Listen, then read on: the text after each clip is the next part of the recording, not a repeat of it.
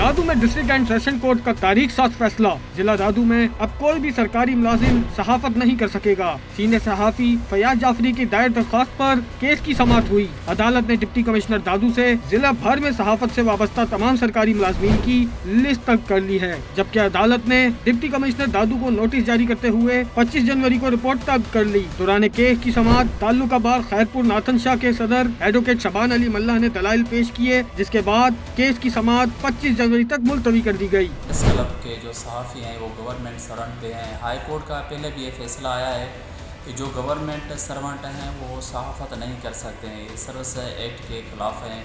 High court Hyderabad का फ़ैसला भी है और मुख्तलिफ हाई कोर्ट्स का भी ये फैसला है।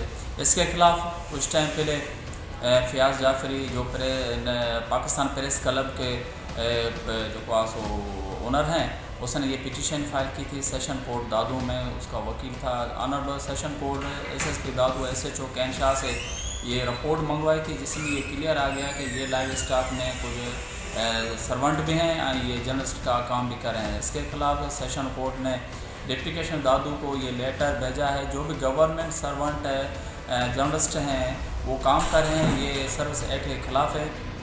उसकी जो लिस्ट है विद इन 14 डेज़ में सेशन कोर्ट में सबमिट किया जाए और इसके खिलाफ कानूनी कार्रवाई की